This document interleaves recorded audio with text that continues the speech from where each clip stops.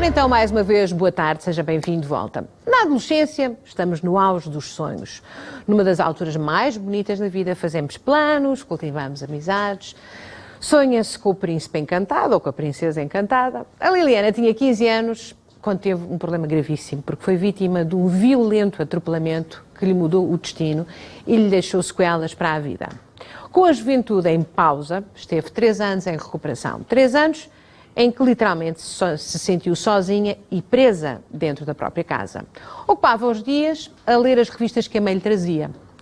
E foi precisamente numa dessas publicações que encontrou um anúncio de alguém, de um recluso, com quem começou a corresponder-se. As cartas, simples no início, deram, enfim, lugar àquilo que parecia uma história de amor perfeita. Liliana apaixonou-se, engravidou e depois disso, tudo mudou. O pesadelo da violência doméstica invadiu a vida desta mulher, que nem nos piores momentos desistiu de lutar. Ora, a Liliana conseguiu libertar-se de uma relação violenta e hoje é a prova maior de que é possível mesmo dar a volta ao destino. Vamos receber esta mulher coragem, Liliana Rodrigues. Olá, Liliana! Olá! Então, o que é solinho já? Não posso dessas coisas. É. Não, a sua... Faz favor. Oh, Liliana, a sua história é impensável. Acho que nem nunca, acho que das muitas histórias de vida que vão passando por aqui, nunca tivemos nada parecido. Vamos contá-la? Vamos? Está preparada? Vamos, pronto. Tem que estar já num lenço ou não? Não. Bom, ainda estamos bem. agora tem 40 anos, não é? Certo. Mas a sua vida começa muito bem, porque tem uma família maravilhosa. Uma família maravilhosa, não é? Portanto, ou seja, vivia assim uma bolha de amor, não é? Sim, completamente. Este é o meu avô, o meu irmão e eu.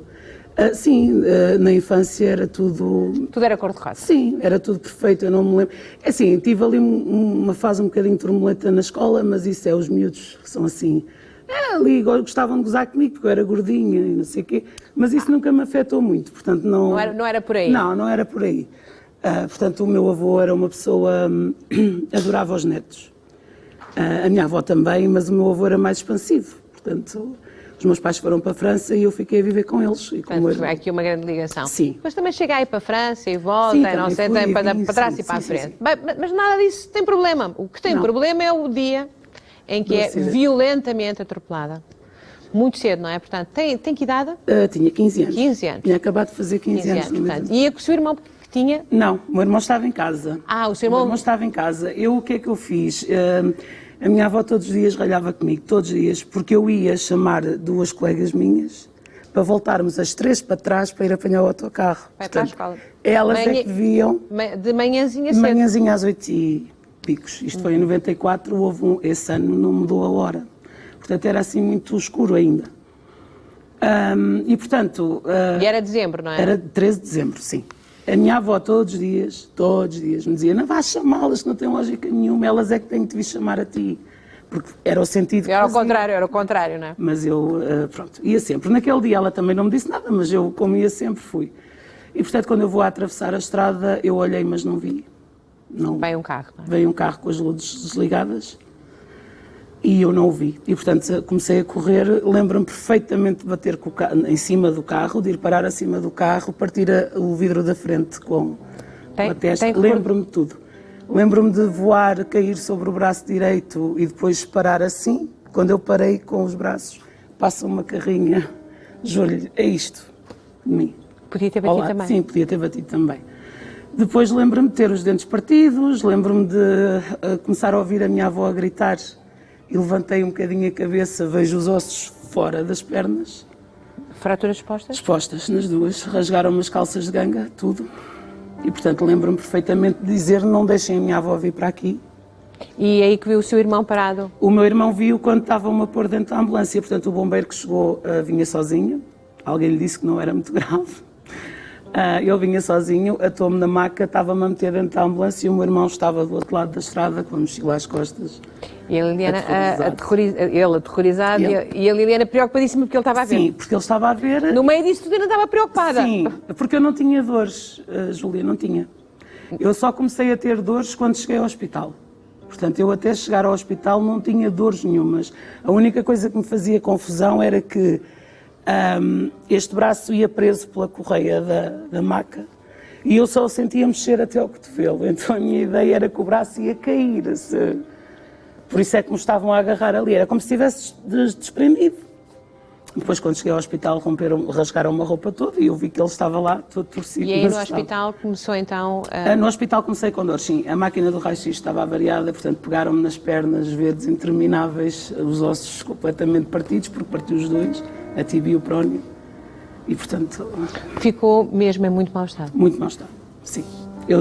A minha mãe, eu fui operada de urgência, sei que tive um mês em risco de vida, que só soube depois, ninguém me disse antes. A operação que faz 5 logo horas. 5 horas. Sim. E quando sai, a primeira imagem é a sua mãe, não é? A minha mãe estava com um sobretudo preto, a chorar imenso. Eu disse, mãe, eu estou bem. Foi o que eu lhe disse, que estava bem. E na altura realmente não tinha grandes dores, tinha muita sede e não me deixavam beber água. É normal, depois das anestesias gerais. Mas não tinha. Eu até acho que o acidente foi realmente muito grave. Eu tive para ficar sem a perna direita. Fiz muitas infecções, fui muitas vezes ao bloco fazer limpezas cirúrgicas. Portanto, 6 vezes, não é? Sim, muitas vezes, muitas coisas.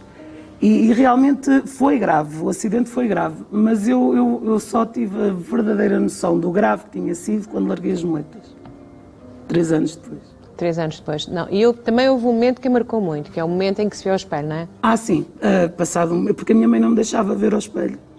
Eu dizia, mas deixa-me ver ao espelho, porque eu sabia que tinha partido os dentes. Eu sentia com a língua que não tinha dentes. Isto é quando eu ia à praia. Eu sentia que não tinha dentes. E eu, deixa-me ver, porque eu tenho que ver como é que eu estou. Ela só mostrou um mês depois.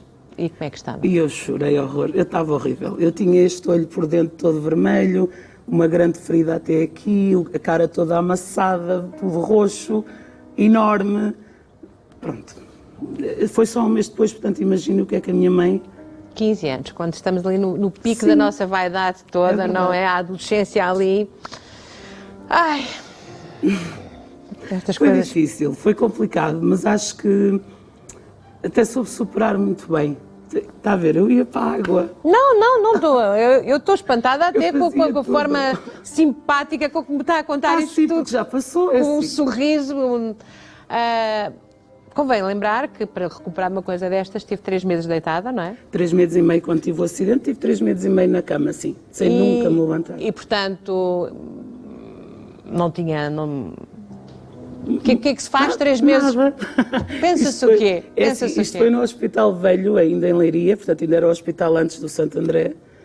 A enfermaria era de, sei lá, mais de 20 camas, portanto era assim uma coisa, com muitas senhoras de idade, não é? Pessoas que gritavam durante a noite. Pronto. Portanto, esteve exposta muito cedo ao sofrimento. Sim, muito. Vi pessoas a falecer durante a noite, portanto, não me podia virar na cama. Mas depois sempre tive um bocadinho eu tinha uns ferros, uns fixadores externos na perna. E aquilo tem um ferro assim ao longo da perna. E eu, como aquilo é muito pesado, eu pegava no ferro para me mexer a perna. E, portanto, eu fazia as pessoas rirem. Quer dizer, pronto, foi assim. Ou seja, desdramatizou o que sim, foi. Sim, completamente.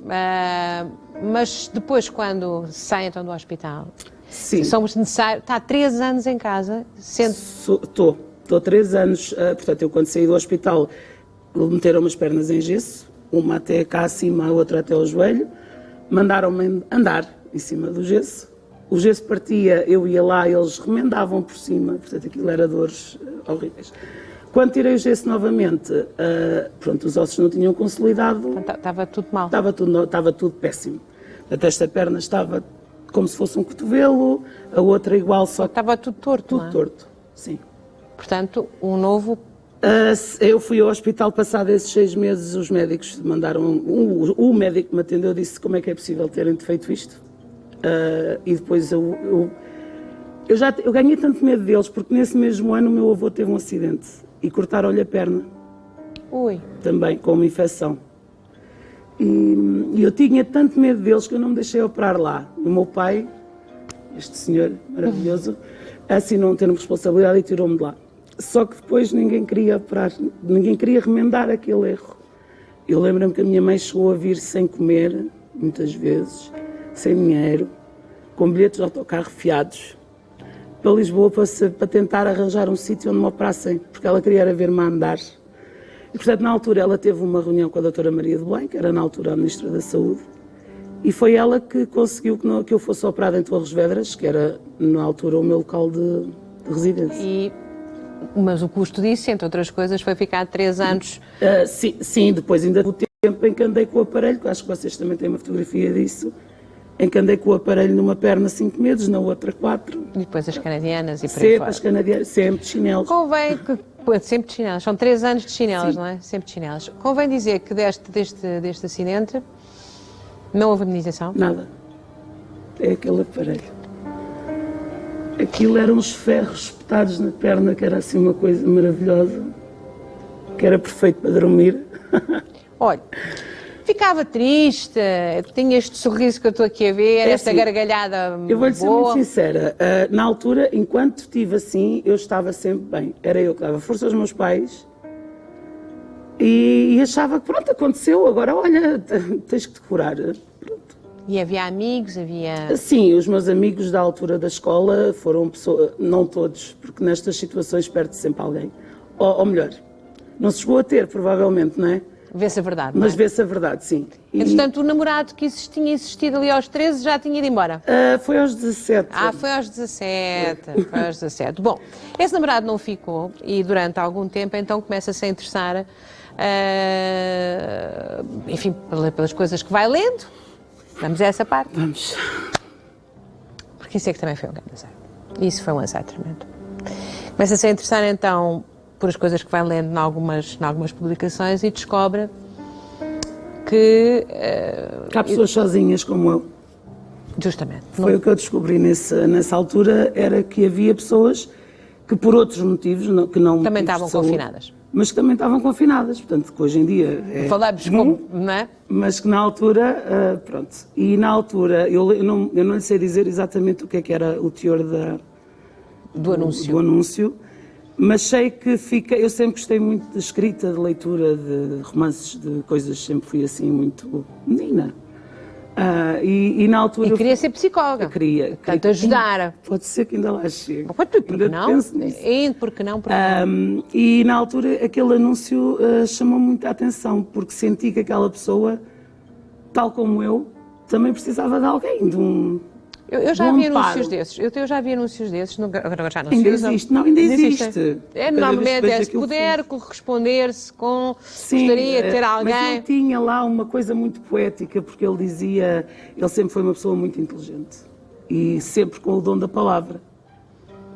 O que faz todo o sentido. Portanto, mandou a primeira carta. Mandei a primeira carta e ele respondeu-me. Portanto, isto foi com 16 anos, penso que foi a primeira vez que lhe escrevi. Sim, porque na altura ainda foi aquela coisa da amizade, trocámos umas ideias, eu gostava de conversar com ele porque ele era mais velho do que eu. Sim. E, portanto, estamos a falar com alguém que estava preso, não é? Sim, estava preso. E essa pessoa confessou-lhe qual era o crime? Sim, ele disse-me na altura, era tráfico de droga. Portanto, mas eu até lhe digo, até sobre isso ele falava, ou seja, parecia muito... Vocês trocavam tranquilamente, sim, como se fossem amigos? Como se fôssemos amigos, sim. E gostava? Gostava da ideia sobre ele? A ideia sobre ele era... Eu acho que romantizei muito aquilo. Porque claro. Acho que... Talvez por estar sozinha. E depois é assim, esse tal namorado ainda existia na minha vida, realmente. Mas na altura, é assim, ele tinha a vida dele, nós éramos miúdos. Eu vivia longe, estava a viver em Torres Vedras. Nós fomos de Porto Mós, quer dizer... Era longe e nós, entretanto, afastámos.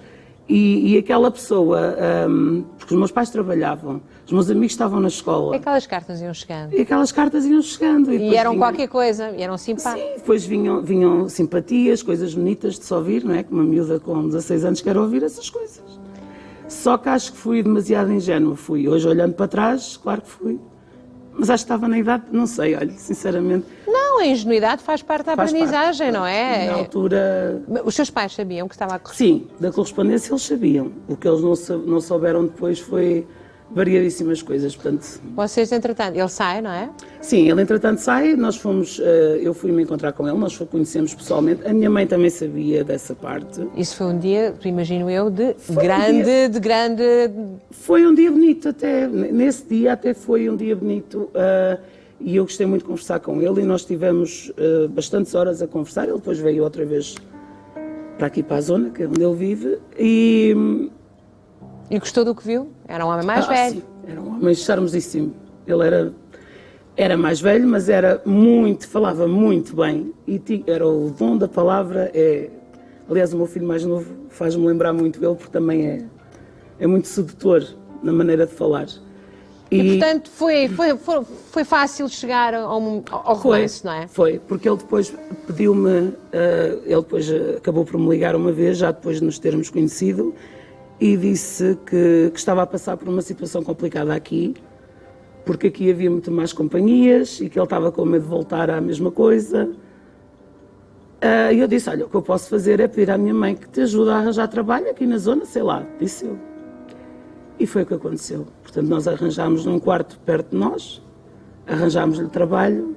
E ele foi ficando ali na vossa órbita. Sim, e depois começámos... Mas o seu pai não gostava dele? Nunca. O meu pai tinha uma coisa com ele que era, que o meu irmão é muito parecido, eu tenho sempre razão. Quando eu não tiver razão é porque alguma coisa não está bem. E ele dizia-me sempre, olha, este rapaz não é para ti. Para já, porque eu acho que tinha a ver também com o preconceito de já ter sido alguém toxicodependente, talvez por aí. Mas depois, depois de o conhecer, ele não gostava dele. Ele achava que ele era uma pessoa que não servia para mim. Mas aí não havia nenhum indício de que este homem iria trazer mais surpresas? Não, dessas assim como aconteceu, não. Não. Portanto, uma coisa leva à outra, romance, mais agora vamos passear, agora vamos fazer, e quando dá por si... Estou grávida. Está grávida. Do Gonçalo. Do Gonçalo. E ficam juntos? Sim, só que eu quando engravidei do Gonçalo, portanto na altura ele não queria filho nenhum, depois acabou por dizer que não era dele. E aliás, isso foi muito desagradável. Foi muito, ai, tão querido. Ele exigiu um teste ADN. Ele exigiu um teste ADN. A minha mãe foi-lhe o entregar na primeira noite que eu não passei o Natal com os meus pais na minha vida. A minha mãe foi-lhe o entregar a casa. Porque aí ele tinha começado aquilo que é o percurso das drogas, ainda não. Não era o percurso das drogas, então, é o percurso da violência e do controle. Sim, começou quando fui viver com ele. Aí começou mesmo, sim. Portanto, o charmoso e o sedutor desapareceu? Desapareceu, só que desapareceu, eu a semana passada ou já a outra, eu ouvi alguém aqui a dizer que eles primeiro destroem a autoestima, não é? Destroem a autoestima, destroem as relações. Sim, as relações, sobretudo as relações. Sim, eu não podia ter amigos nenhuns e muito menos cheguei a passar natais impedida de ir... Estar com a sua família. De estar com a minha família. Portanto... Amavam. Júlia, se me perguntasse na altura eu dizia que sim. Agora digo-lhe que não, porque aquilo não era amor. Mesmo da minha parte não era. Eu não sei se eu estava fascinada com ele, porque o amor é uma coisa diferente, eu acho. Não é? Mesmo que não... Porque... Há um deslumbramento. Eu acho que é um deslumbramento ali. Foi algo que me fez bem na altura. Até o momento em que... E depois, quando ele já começa a destruir a minha autoestima, já está tão destruída que eu já nem sei se amo, se não amo, se o que é que eu estou a fazer. Está dependente daquele amor que se tornou tóxico, no fundo. Sim, e como o Gonçalo, portanto, veio muito cedo também, né, nesta relação, eu depois também vou-me separar do pai do meu filho. Parecia mal, era? Era, porque o meu pai era muito católico. Para já, eu viver com alguém sem me casar, já era assim uma coisa que lhe fazia muita impressão. Mas ele não queria que eu me casasse com ele, tem piada. Já era uma coisa que lhe fazia impressão. E eu, a mim, não sei, mas também já não tinha força. Portanto, mesmo que eu chegasse à conclusão que não o amava, eu nessa altura, quando o Gonçalo nasceu, já estava a começar a ficar sem... Quando é que percebe que a droga não saiu da vida dele? Já tenho o Dylan, quando percebo. Quando percebo, já tenho o Dylan. Portanto, o segundo bebê, sim. Portanto, já tenho o Dylan e o Dylan já tem... Tão giro. Muito, muito fofinho. E o Dylan na altura já foi depois do batizado, isto é no batizado dele, já tem uns meses, quando eu percebo. Mas antes disso já ele me batia, portanto, Ele começa-lhe a bater? não foi da droga. Olha, Júlia, até lhe posso contar porque é rápido. Uma vez ele pediu-me, a primeira vez que ele me deu um estalo foi porque ele pediu-me para ir com uma vizinha nossa à terra dela fazer qualquer coisa. E eu disse, olha, mas eu vou no carro dela, não sei a que horas venho. Não, mas vai lá com ela. Quando eu cheguei a casa, achas que isto são horas de chegar? Pregou-me um estalo. Eu disse, então, mas eu avisei-te que ia à boleia. Eu fiquei tão... O meu pai nunca me bateu. Eu fiquei... Mas já não tinha força. Ele já tinha destruído completamente tudo o que eu pudesse pensar de bom de mim. Portanto, diminuindo-a, humilhando-a? Diminuindo, dizendo-me que só estava comigo por causa do meu filho, depois por causa daquele dos dois, dizendo que... 23 anos. Depois dizendo que eu nunca ia arranjar melhor que ele. Eu acreditava nisto. Chegou-me a bater porque chegou ao meio-dia para almoçar, ao meio-dia e meio, e eu ainda não tinha tirado a cinza da lareira. Batia porque sim, e batia porque não. E batia muito? Nunca me deixou marcada, tem piada, porque ele sabia onde bater. Mas a pior que ele me deu, eu tive que ir para o hospital de ambulância sozinha, sem contar nada a ninguém. E ainda hoje me dói quando mudou o tempo, que ele deslocou-me o maxilar. E eu fui sozinha. E não contou nada? Não. Essa a minha mãe só soube, já eu estava com o pai das minhas filhas. Olha, bate durante a gravidez, não é? Faz favor, a água está aí para isso mesmo. Bate durante a gravidez também, não é? Sim, violento. Sim, porque assim, se tivesse sido só por causa da droga, mas não foi, porque ele já batia antes. Eu acho que se eu conseguisse arranjar uma justificação, mas não, nós vivíamos sei lá, a primeira vez que ele me deu o estalo, nós devíamos viver há um mês naquela casa, se tanto. Há um mês juntos. Eu acho que ele já me começou a diminuir antes mesmo de irmos viver juntos. Só que não percebeu. Só que eu já estava grávida. E não percebi, achava tudo muito normal, porque ele era mais velho, ele é que sabia. E ele dizia muitas vezes, agora que estou a falar nisso, tu nunca vais arranjar ninguém como eu. Eu valorizando-se ele e diminuindo assim. Sempre. E diga uma coisa, e fazia-se de vítima por ter estado preso? Não. Não falava. E isso, eu até lhe digo que normalmente sou eu que o defendo nesse aspecto, porque o meu ex-marido, ex-companheiro, ele com 13 anos vivia sozinho na rua. Portanto, no tempo dele não se vinha à procura dos filhos, pelos vistos. Portanto, ele vivia em Lisboa, na rua, com 13 anos. Não houve um pai, uma mãe que viesse à procura dele. Ele nunca se desculpou com isto, mas eu acho que tudo tem que ter uma razão de ser. Lá está a psicologia, não é? Acho que tudo tem que ter uma razão de ser e acho que aqui é isso. Ele não teve acompanhamento, ele não foi educado para ser pai, para ser marido, para ser pessoa. Eu acho que ele não foi educado para ser pessoa. Neste tempo que vocês vivem juntos e que estão a vir bebés, ele trabalhava? Sim, ele até se meter mesmo a sério no mundo da heroína outra vez, ele trabalhou sempre. E as pessoas estimavam-no muito, gostavam muito dele.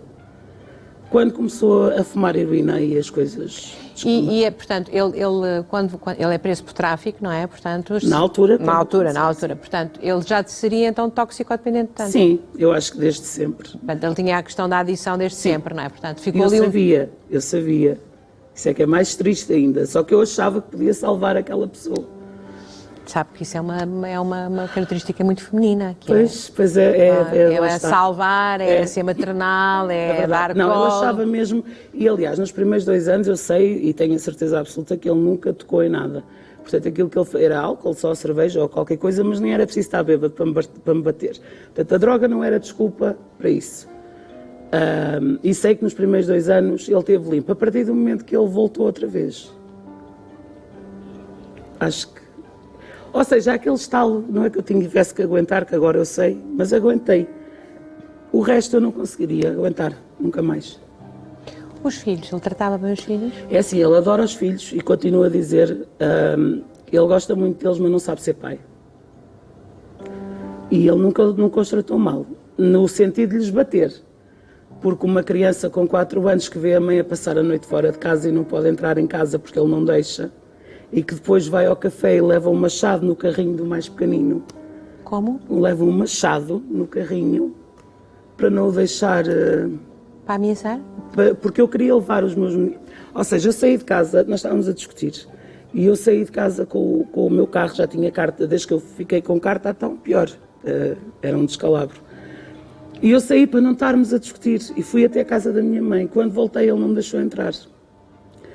Bati à porta, os meus vizinhos chamaram a polícia o que me disse foi: nós não podemos fazer nada porque ele é pai deles. Portanto, a violência doméstica é crime público desde o ano em que eu me separei, por sinal no dia dos meus anos, tem piada. E eu não pude fazer nada, portanto eu fui passar a noite à casa dos meus pais e ele não me deixou ver os meus filhos mais nessa noite. Depois o meu pai disse-me: oh Nina, a gente há de vir buscar os meninos, Nanita, e tu ficas aqui e não vais mais para lá. Fomos ao café, quando fomos ao café ele levava o Dylan no carrinho, o Gonçalo pela mão, e levava o machado, e eu disse: deixa-me ao menos falar com os meninos, e ele não me deixou, chamou-me tudo quanto é mau no café, mandou o meu avô, que já tinha uma prótese na perna, ao chão, a ameaçar com o machado, e o meu filho, com 4 anos, pegou-lhe na mão e disse: ó pai, eu vou contigo, vamos embora. Para proteger. Foi um homem com 4 anos. Desde sempre. Foi um homem com 4 anos. Sim, porque ele depois disse: ó pai, não faças mais nada que eu vou contigo.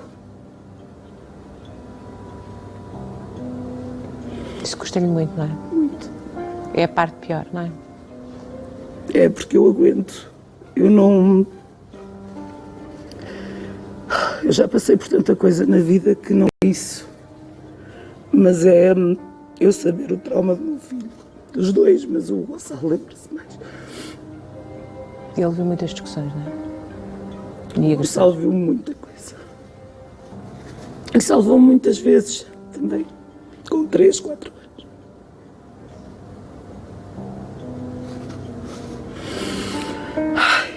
É isso, respire, respire, respire. Olha, como é que consegue? Como é que consegue sair daí? Ai, consigo finalmente. Em 2004, o meu pai faleceu em fevereiro, dia 12. E eu disse-lhe, não sei como é que fui buscar força, não sei, eu até acredito que alguma coisa me deu aquela força. Que eu disse: olha, tu tens que acabar com isto, porque qualquer dia eu morro ou morres tu, porque eu não aguento. E portanto, ele foi para a França, para a casa de uns tios,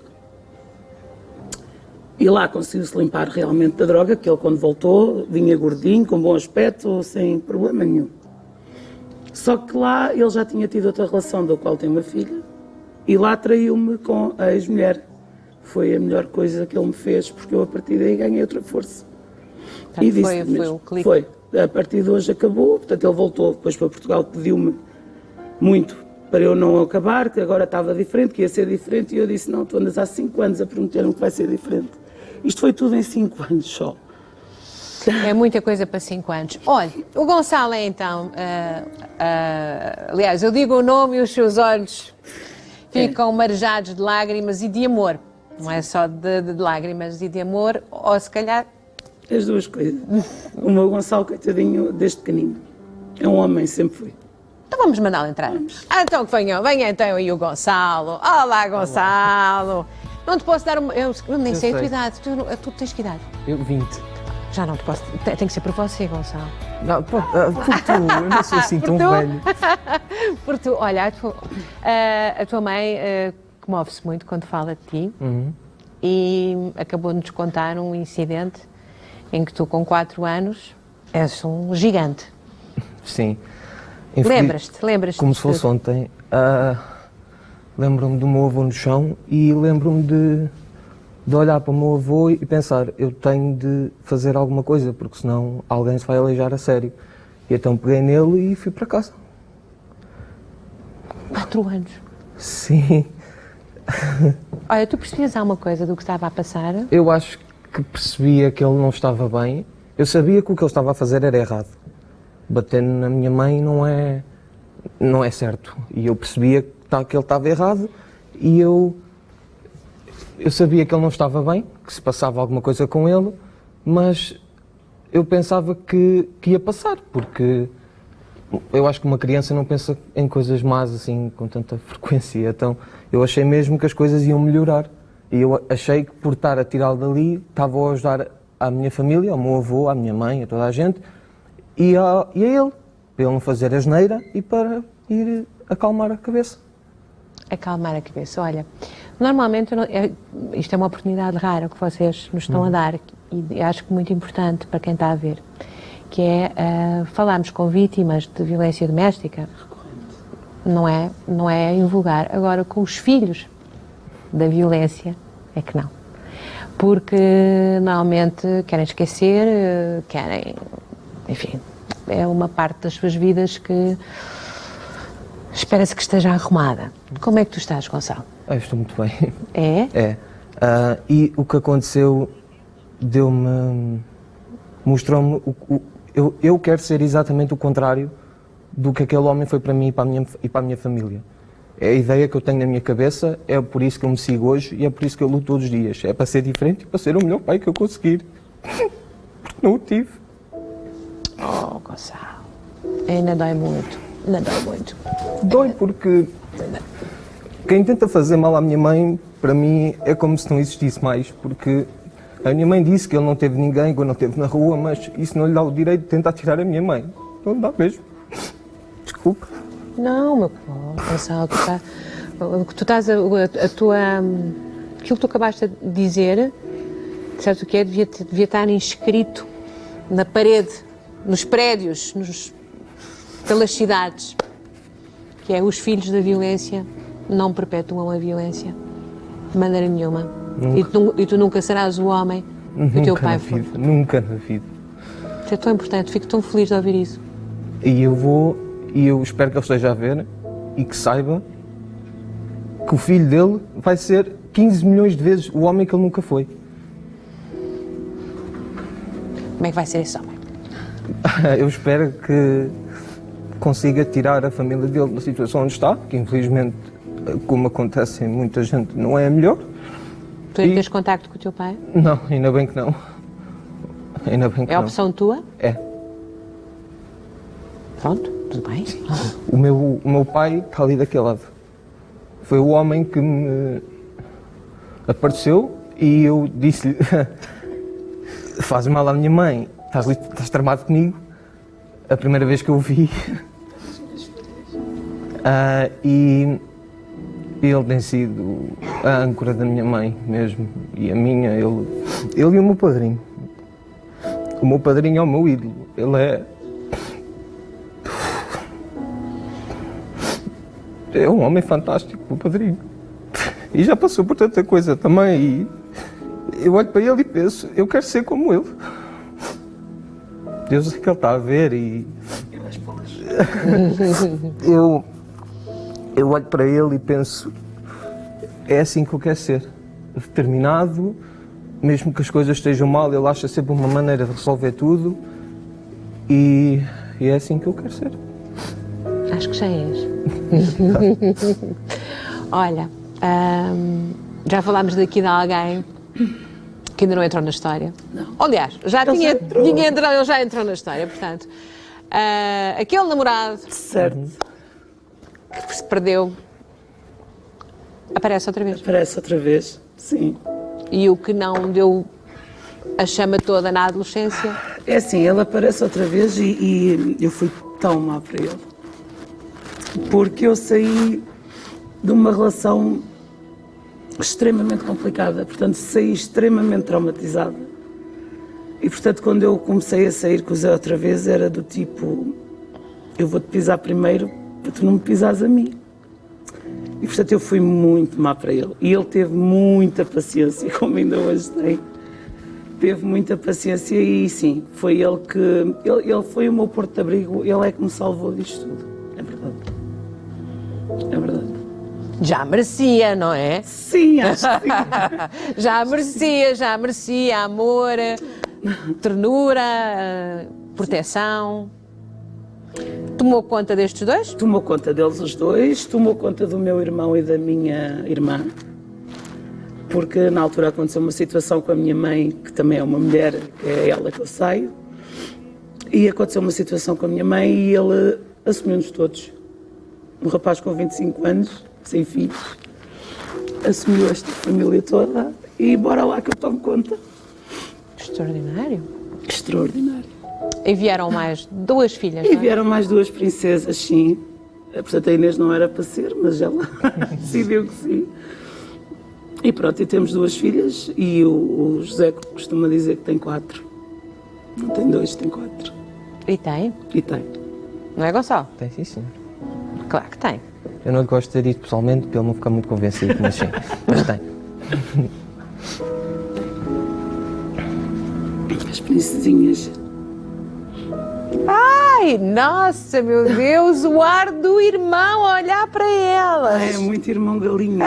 Com todos. Aliás, nessa história que eu queria dizer isto. O Gonçalo, com 3, 4 anos, ia para o berço do irmão cantar-lhe canções para ele não ouvir. A mãe a chorar. Isto é um...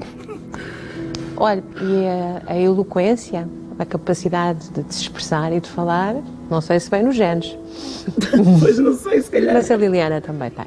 Muito obrigada. Também tem, portanto. Já que isto é tudo amor, vamos a um bocadinho mais de amor? Vamos. Mais um lenço para cada um. Que é porque isto pode ser grave. Vamos lá, vamos então. Estão bem? Sim. Vamos a isto? Vamos. Vai embora ali. Vamos lá. Olá, boa tarde, Júlia. Bom, como já sabemos, estamos aqui para falar da minha esposa, Liliana. Como pode imaginar, não foi fácil de início. Apesar de já nos conhecermos desde crianças praticamente, deixei de a ver, não sabia nada da história de vida dela, e então aconteceu por acaso, conhecemos-nos, acabei por saber a vida, depois soube que tinha, na altura, quando nos juntámos, né, que já tinha 2 filhos. Além de já ter filhos, depois de ter sido vítima de violência doméstica, não foi fácil, né? Porque ganhou certas defesas que não foram fáceis de contornar, né? Muito pelo contrário, extremamente difícil. De repente fecha-se completamente, não deixa ninguém entrar de forma alguma, mesmo as amizades, ela não se abria completamente. Fechou, depois dessas situações, ela fechou-se mesmo completamente. Não foi fácil os primeiros 2 anos que estivemos juntos, mas pronto, com graças a Deus, eu até sou um rapazinho pacato, muito calmo, muito pachorrento. Lá consegui, com a ajuda dela, levar o barco para a frente e tudo, e pronto, nestes 15 anos tem-se visto melhorias, muitas melhorias, não mudou completamente, já não é a pessoa que era. Tem um sentido de justiça, de amor ao próximo. É uma mulher completamente diferente. Mudou completamente da água para o vinho. Ai, pronto. Eu disse que era mais amor. Pois. E mais do que amor, uma descrição sobre o seu caráter. Sim, fantástica essa descrição, não é? Portanto, ele percebeu tudo. Sempre. Sempre. Ele percebeu tudo sempre. Júlia, eu fui muito má. Eu Tem remorsos em relação a isso, já percebi. Não é que tenha remorsos, mas eu sei que eu estava mesmo muito traumatizada. E ele foi um grande homem. E é, ainda hoje. É verdade. Eu acho que vocês devem ser uma família extraordinária, para já, porque a Liliana se reconstruiu em cima de 2 adversidades terríveis. Aquilo que lhe aconteceu, o atropelamento, os 3 anos que perdeu perdeu enfim, nós nunca perdemos, mas era o tempo para viver uma coisa e viver outra. Sim, não estudei. Não é? estou. Quero uma... Estudei agora, no fim, mas não tirei ainda o que eu queria. Então vamos a esse sonho, é? Estou a pensar, espero conseguir ainda, sim. Acho que não há idade para essas coisas. E apesar de eu ter ficado muito traumatizada quando fiz 40, acho que ainda vou a tempo, sim. Nunca se sabe, não claro, sei. Claro. E o Gonçalo, quais são os sonhos?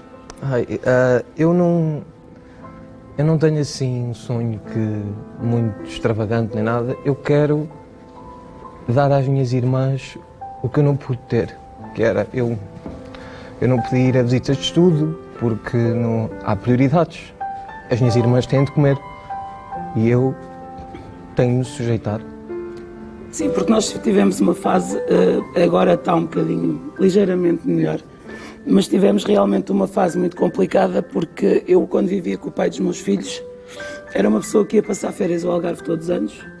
Tinha uma vida boa. Tinha uma vida boa e a droga levou-me tudo. E para cair é um instante. É para cair... Para desaparecer tudo? Para desaparecer tudo é muito rápido. Para voltar demora muitos anos. E não está nada como estava, não é? Eu até na altura que mandei a história para aqui, já tinha mandado para uma editora. E foi por isso que mandei para aqui. Porque era um dos sonhos, não é? Escrever o livro. E sei que o publicaria, mas lá está, não pude investir nisso também. Portanto, ainda hoje isto me tira alguns dos meus sonhos, não é?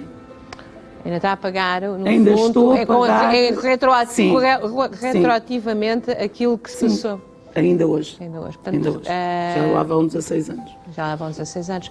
Bom, mas o Gonçalo, um rapaz com esta cabeça, tem que ter sonhos. Vá lá. Vou escarafunchar só um bocadinho. Vá. Qual era? A sério, Gonçalo? Tenho, neste momento, um eu acho possível, outro eu já não acho assim tanto possível, que é ser jogador de futebol. Adorava. Se me dissessem agora... Treinador. Se me dissessem agora, anda a jogar, eu deixo tudo e vou, porque é o que eu quis sempre fazer e se eu pudesse ia. E a outra coisa é fazer alguma coisa em relação a falar de desporto, com os meus amigos ou algo assim do género. Criar algo ligado ao desporto, portanto. Jogador de futebol, tu tens 20. Pois, por isso mesmo é que eu digo já. A não ser que seja o ateliê de Santa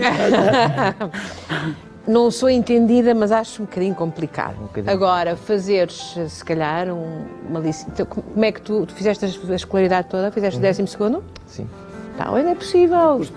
Um curso profissional, na área da educação física. A tua mãe estava a falar, e muito bem, como treinadora. Sim. Acho que há aí caminho para fazer. Agora, o que tu disseste, não disseste uma palavra que imediatamente houve aqui uma campainha que soou. Tenho que me sacrificar. Isso significa o quê? Neste momento a situação está difícil, não está? Tá. Neste momento está. Tu estás a trabalhar, é isso? Não. Já fui... O Gonçalo ainda não está, portanto o Gonçalo acabou. Já tentei, mais que uma vez, não me aceitaram em nenhum dos lados que eu pedi, em que eu tentei, e isso, pronto, não há nada a fazer, não há para muitas pessoas, também não há para mim, tenho de esperar. Eu não tenho carta, porque lá está também é outra coisa que não ajuda muito. Outra coisa que está em espera. Neste momento está muita coisa em espera, Júlia. Nós vivemos neste momento e nos últimos anos tem sido assim, para o dia a dia. E portanto há muita coisa que está em espera. Não há espaço para uma planificação, não é? Não há espaço para planificação, não há espaço para pé de meia, não há.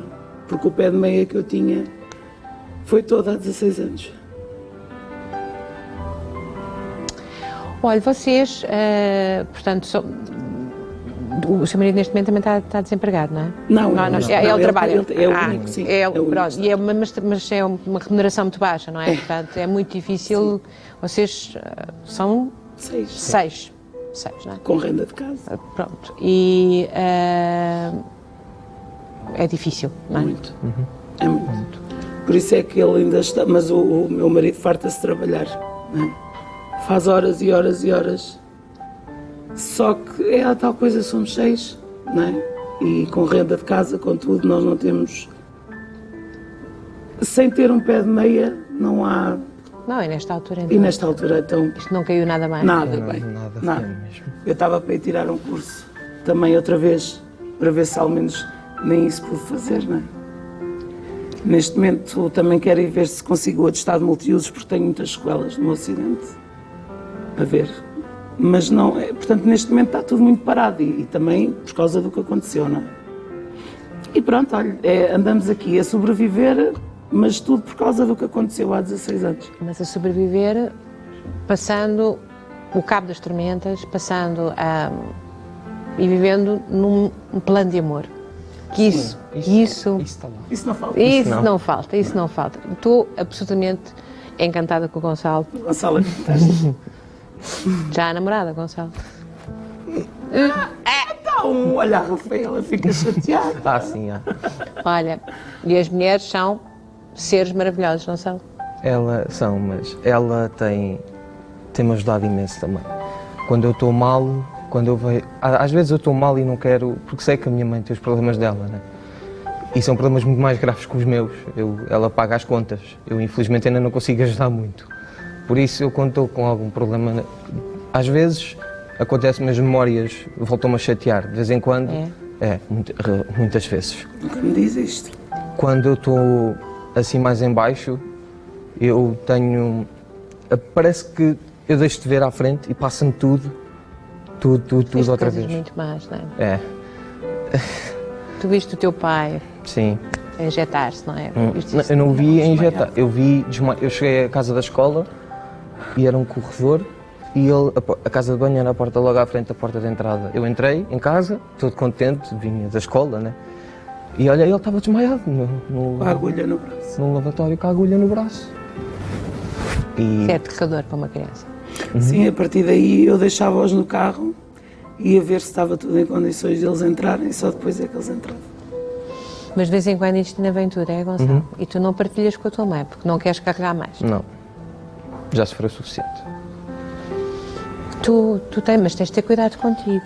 Eu tenho. Tens de deixar que a Rafaela tenha cuidado contigo. Ela tem, não se preocupe, ela tem.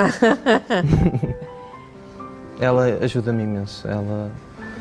Quando eu preciso mesmo, muito, ela está lá sempre. E está comigo há 3 anos e eu não sei como é que lhe vou agradecer nunca. Eu nunca senti algo assim como sinto por ela, por exemplo. Diz agora. Ela sabe. Agora. E Aproveita rápido.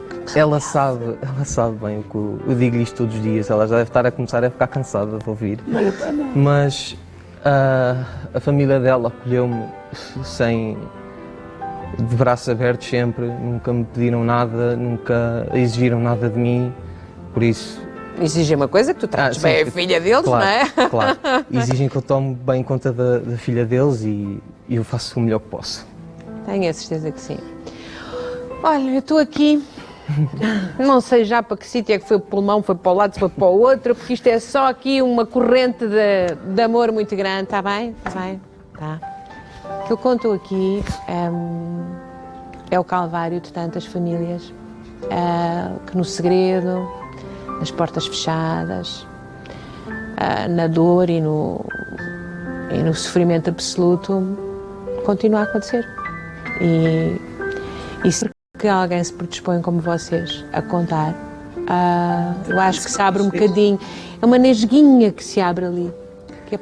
Foi por isso que eu quis vir, porque eu vejo o seu programa todos os dias, estou em casa, não é? E quando eu vejo estas histórias e de pessoas que às vezes não se conseguem libertar, é possível. É possível dar sempre a volta? É possível. Parece que não, porque eu sei que parece que não, que está tudo perdido, que aquilo vai ser sempre assim e que nunca vai... Mas nós conseguimos. Há um dia. Há um dia. E é melhor ser o mais rápido possível, porque infelizmente hoje em dia é tantas mulheres mortas às mãos destes homens que não. Bom, grande mulher, grande filho, grande marido e, de facto, o que fica aqui da nossa conversa é que nunca desistiu, nunca é a palavra que não aceita. Para si há uma luz qualquer. Sempre. E foi isso que deixou aqui. Luz, muito obrigada. Obrigada. Muito obrigada. Gostei muito de estar convosco. Espero sinceramente que haja trabalho e que tu dês à Rafaela tudo o que ela merece. Bom, com este testemunho realmente tão intenso, agora é a altura de dar um recadinho. Olá, boa tarde, Bárbara. Boa tarde, Júlia. Que bom que estamos aqui, porque ouvi dizer que há uma novidade, não é? Há uma novidade muito especial, Júlia, que E para gente mais pequenina. Exatamente. Em 15 anos é a primeira vez que o Viva Melhor lança um presente que é dedicado 100% às nossas crianças. Bom, já lá iremos, não é? Já lá iremos. Antes que tudo aqui, o ator principal, que é o Calcitrim, o melhor Calcitrim de sempre, o Super Calcitrim, como gostamos de lhe chamar, e que contribui para aumentar a densidade óssea de tantos portugueses, aliás, a quem muda vidas, por isso é que esses prémios... Aqui está o 5 estrelas e da marca, não é? Exatamente, é uma fórmula muitíssimo completa que tem muito mais do que cálcio. Tem vitamina D, que está, aliás, na ordem do dia, Júlia, porque promove a imunidade. E bem precisamos dela. Precisamente, e ajuda a fixar o cálcio. Vitamina C também, que é ótimo para a imunidade, mas aqui tem, no fundo, vem por causa das cartilagens, e também aquela fórmula de glucosamina e condroitina que tem tudo a ver com mobilidade acrescida.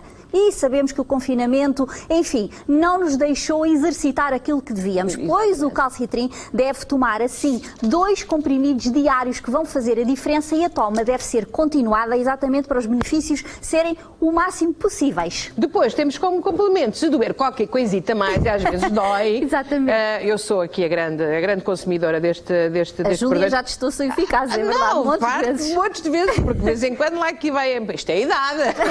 E não é preciso ser idade, Júlia, de facto tem um alívio muito rápido É e eficaz. imediato. Precisamente, fazemos assim uma massagem 3 vezes ao dia e vai sentir, eu ia dizer na pele, mas é mais nos ossos e articulações, o alívio. Um tamanhinho muito portátil para andar sempre consigo no bolso. Bem feito, bem na pensado, carteira. bem pensado. Só se vende, tal como os comprimidos, através do 808 20 20 26 e vende-se em packs de 3 embalagens. Vamos saber então como é que... Sim, Júlia, Exatamente. apenas 27 €, mas são 3 embalagens. Quero ir à surpresa. Eu quero a surpresa. Eu Então e os é assim, telespectadores. Vamos Júlia, lá. quem investir agora numa embalagem do Calcitrim, e recordo que não interfere com a toma de outros suplementos ou algum medicamento. Nem engorda. Precisamente. Então nós vamos oferecer, vamos começar com uma bisnaga do gel Uma bisnaga. e o Floricalme, Júlia. Isto é uma embalagem, sim. Exatamente, o Aqui Floricalme é ótimo porque agora sabemos que há muita gente ansiosa, ajuda a ter o a dormir sono. mal, não é? O sono dos anjos não causa habituação, o que é ótimo. Mas o que Pronto. compensa mesmo, tem que ligar agora 808 20 20 26, adquirir 2 embalagens e, para além do Floricalme, de uma bisnaga, juntamos outra bisnaga e a grande surpresa. Um puzzle, Júlia, para fazer em família. Ai, as crianças estão em casa, têm que E ser merecem, ocupadas. têm sido os nossos heróis, e nós quisemos mimá-los, e vai fazer o puzzle em família. É muito didático, muito bonito, 100 peças para conseguir, no fundo, passar um bom tempo de qualidade em família. Muito bem, portanto já sabe, aqui no Viva Melhor só pode ser mesmo aqui no 808 20 20 26 para comprar estes produtos, só que é que se vendem, e no Viva Melhor completamos a sua vida. Obrigada, Júlia.